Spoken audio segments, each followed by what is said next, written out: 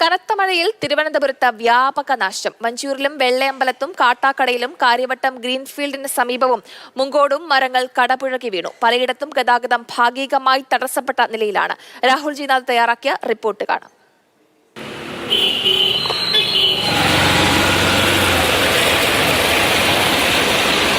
ഭയങ്കര കാറ്റടിച്ചപ്പോഴാണ് മരം വീഴുന്നത്. റോഡ് ഫുള്ളായിട്ടാണ് കിടന്നത്. പിന്നെ ഞങ്ങളെ 2-3 പേരൊക്കെ കൂടെ വെട്ടി മാറ്റിയ ശേഷം ബാക്കി ഫയർഫോഴ്സിനെ ഫയർഫോഴ്സൊക്കെ വിളിച്ചപ്പോൾ ഒരു വണ്ടി ഒന്നും ഇല്ല എന്നാണ് പറഞ്ഞത്. ആണോ? അല്പസമയം മുൻപ് വരെ അതിശക്തമായ മഴയായിരുന്നു. മഴയുടെ ശക്തി കുറഞ്ഞിട്ടുണ്ട്.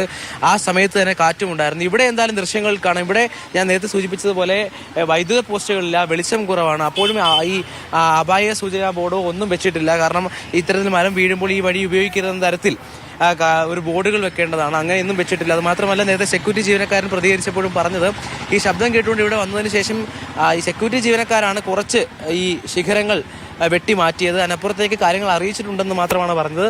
നമുക്കിവിടെ ഈ പോലീസിൻ്റെയോ അല്ലെ അഗ്നിരക്ഷാ സേനയുടെയോ വാഹനങ്ങൾ കാണാൻ കഴിയുന്നില്ല. കുറച്ചധികം സമയമായി ഈ മരം വീണിട്ട്. കാരണം ഏതാണ്ട് 1 മണിക്കൂർ മുൻപാണ് ഈ അതിശക്തമായ മഴ ഇവിടെ ഉണ്ടായിരുന്നത്. എന്തായാലും ഇത് തന്നെയാണ് നഗരത്തിലെ സ്ഥിതി.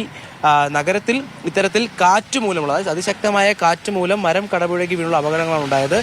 ഒന്ന് വഞ്ചൂരിലാണെങ്കിൽ മറ്റൊന്ന് റിസർവ് ബാങ്ക്, വഴുതക്കാട് റിസർവ് ബാങ്കിന് മുന്നിലും ഇത്തരത്തിൽ മരം കടപുഴകി വീണു. മറ്റൊന്ന് കാര്യവട്ടം ഗ്രീൻഫീൽഡ് സ്റ്റേഡിയത്തിൻ്റെ ഭാഗത്താണ്. അവിടെ ദേശീയപാതയിലേക്ക് മരം കടപുഴകി വീണ് അപകടം ഉണ്ടായിട്ടുണ്ട്. അത്തരത്തിൽ നഗരപ്രദേശങ്ങളിലെ ഏറ്റവും പ്രധാനപ്പെട്ട തിരക്കേറിയ പ്രദേശത്തേക്കാണ് ഇത്തരത്തിൽ കാറ്റിൽ മരം കടപുഴകി വീണ് അപകടമുണ്ടായിരിക്കുന്നത്. എന്തായാലും വാഹനങ്ങൾക്കോ ആളുകൾക്കോ ഒന്നും ഇതിൽ പരിക്കുകളില്ല എന്നുള്ളതാണ് ഏറ്റവും ആശ്വാസകരമായ കാര്യം. ഒപ്പം വിഴിഞ്ഞത്ത് വൈദ്യുതി ലൈനിന് മുകളിലേക്കാണ് മരങ്ങൾ കടപുഴകി വീണ് ആ പ്രദേശത്താകെ വൈദ്യുതി ഇല്ലാത്തൊരവസ്ഥയിലാണ് തുടരുന്നത്. കാരണം അതിശക്തമായ മഴയാണ് അവിടെ പെയ്തത്. ഒപ്പം മലയോര മേഖലയിൽ മഴ തുടരുകയാണ്. ശക്തി കുറവാണ് എന്നത് മാത്രമാണ് ആശ്വാസം.